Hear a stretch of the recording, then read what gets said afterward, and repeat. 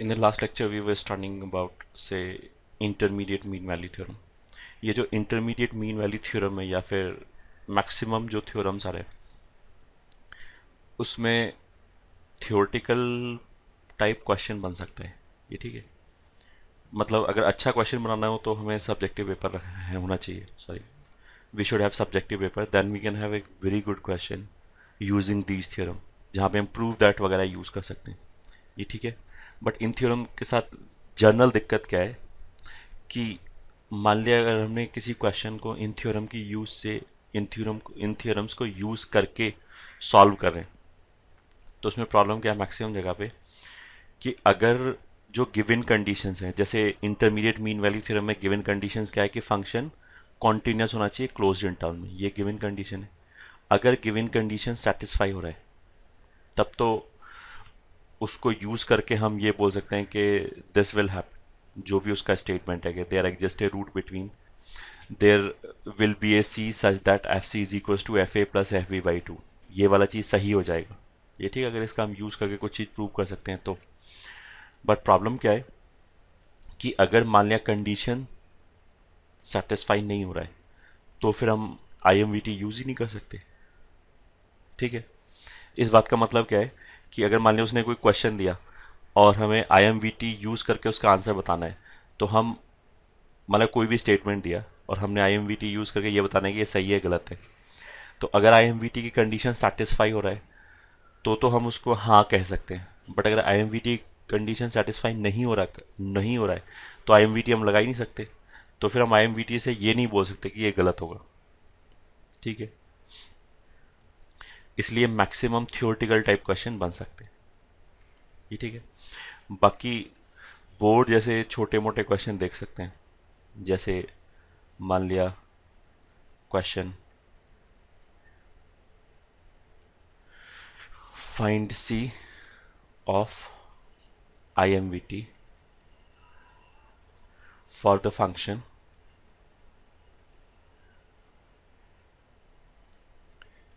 F x is equal to x square minus four x. ये ठीक है, इन the interval से 0 to 2। ठीक है, ये क्वेश्चन, तो इसने इफेक्टिवली क्या बोला है, क्वेश्चन में क्या बोला, उसने बोला है कि ये जो फंक्शन एफ एक्स रखा है x square minus four x, उसमें आई एम वी टी लगाओ 0 से 2 के बीच में। तो आई एम वी टी बोलता क्या है कि 0 से 2 के, क्योंकि अगर सबसे पहले तो आई एम वी टी बोलता क्या है, ये बोलने से पहले वी शुड वेरीफाई कि कंडीशन सेटिस्फाई हो रहा है या नहीं हो रहा है।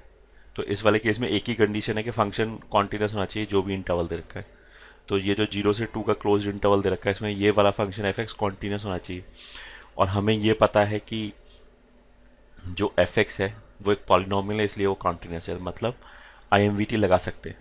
पहले तो हमने ये चेक किया कि आई एम वी टी लगा सकते हैं या नहीं लगा सकते, तो वहाँ से तो हमें पता लगा कि लगा सकते हैं। फिर हमने दूसरा पॉइंट चेक किया कि अगर लगा सकते हैं तो स्टेटमेंट क्या बोलेगा, आई एम वी टी ये बोलेगा कि there exist a c between 0 से 2 such that f c is equal to f zero plus f two whole divided by two. ये स्टेटमेंट होता है। ठीक है, ये स्टेटमेंट होता है उसने। तो फिर ये जो थ्योरम है इसने क्या एसर्ट किया है, इसने ये एसर्ट किया कि एक सी मिल जाएगा। ठीक है, इसने ये एसर्ट किया। तो इस क्वेश्चन में क्या बोला है कि जो थ्योरम ने सी के बाद जिस सी के बारे में बोला है वो सी ढूंढ के बताओगे कहाँ होना चाहिए। ये ठीक है, ये क्वेश्चन है। तो सबसे पहले तो हम आई एम वी टी की बात कर लेते हैं कि वो बोल क्या रहा है। जो भी हमने बोला है उसी को लिख लिया। क्या बोलेंगे, as f x is a polynomial hence will be continuous। ये ठीक है, दैट इज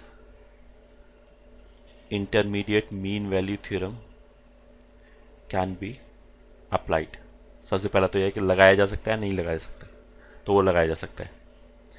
अब लगाया जा सकता है तो फिर हम क्या करेंगे, अब हम स्टेटमेंट लिखेंगे, now using I M V T अब लगाया जा सकता है। तो स्टेटमेंट क्या असर्ट करता है, वो ये लिखा हुआ, now using I M V T there exist a number c belonging to 0 से 2, ये ठीक है, सच दैट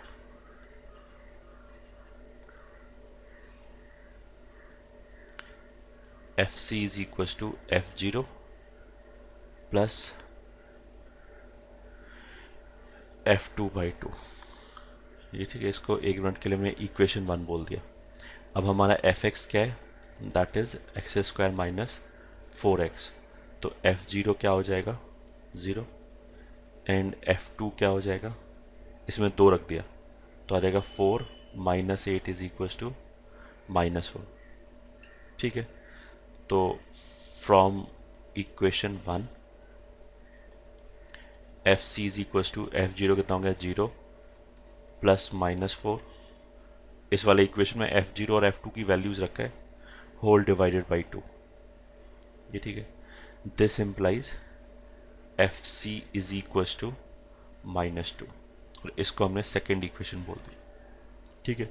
एक बार वापस क्वेश्चन रिविजिट करते हैं। क्वेश्चन ने क्या बोला कि आई एम वी टी जिस सी की बात करता है वो सी निकाल के बताओ, उसने ये बोला। तो अगर सी आ गया तो हम क्या बोलेंगे कि इस स्टेटमेंट के लिए आई एम वी टी सही है, ये ठीक है।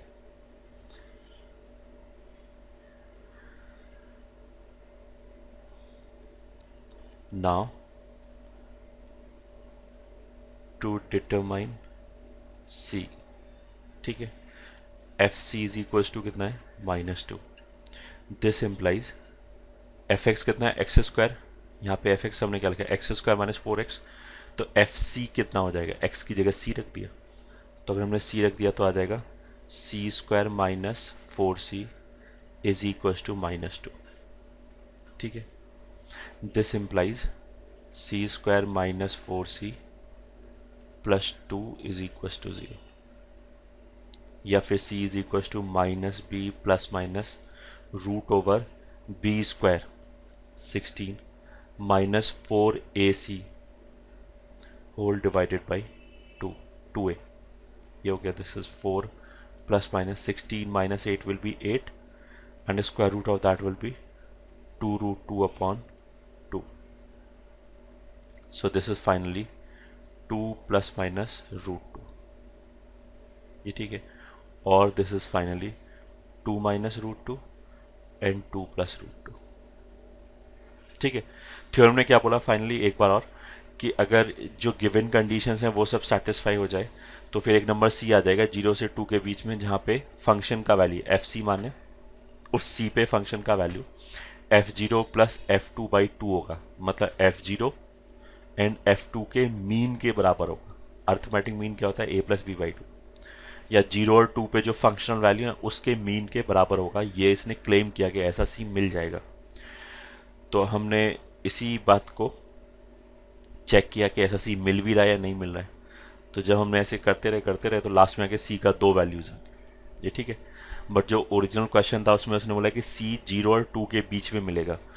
तो जो हमारे इस स्टेटमेंट में, मतलब उसने यहाँ पे लिखा है ना there exist a number c, इस स्टेटमेंट में जो सी के बारे में बोला है वो 0 और 2 के बीच में ही होना चाहिए, तभी वो माना जाएगा, ये ठीक है। तो अगर मैं यहाँ पे आ जाऊँ तो इन दोनों में से ये तो 2 से बड़ा हो गया, बाहर निकल गया। 2 माइनस √2 का मतलब क्या है 2 माइनस 1.414 के आसपास, तो ये वाला वैल्यू चलेगा। तो इस क्वेश्चन के हिसाब से hence required value of c is equal to 2 minus √2, इस क्वेश्चन के हिसाब से। यहाँ तक ठीक है। ये मतलब IIT JEE में तो मोस्ट प्रोबेबली ऐसा क्वेश्चन आएगा नहीं, because this is too easy, but ऐसी थियोरटिकल पूछ लिया। इस क्वेश्चन में मतलब हम क्वेश्चन ये भी बता सकते हैं कि वेरीफाई, क्वेश्चन ये भी बना सकते हैं कि verify IMVT for this function in this interval, मतलब ऐसे बोलेगा verify IMVT for f x is equal to x square minus 4x in the interval 0 से 2 क्लोज्ड। उस वाले केस में प्रोसीजर क्या होगा? वेरीफाई करने का मतलब ये नहीं है कि थ्योरम सही है, उसने तो ये बोला कि जो हमें ये चेक करना है कि इस फंक्शन के लिए इस गिवन इंटरवल में जो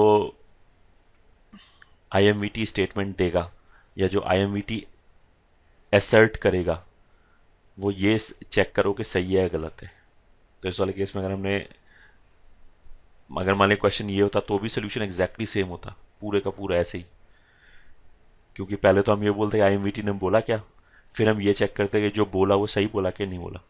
तो लास्ट में यहाँ पे आके हम बोलते कि बिकॉज एक सी का वैल्यू 2 - √2 आ गया which is lying between 0 and 2 as predicted by IMVT, मतलब आईएमवीटी ने जैसा बोला था कि एक वैल्यू आना चाहिए वो आ गया, इसलिए सही है। मतलब यहाँ पे वो वेरीफाई हो रहा है। ठीक है, ये तो हो गया आईएमवीटी।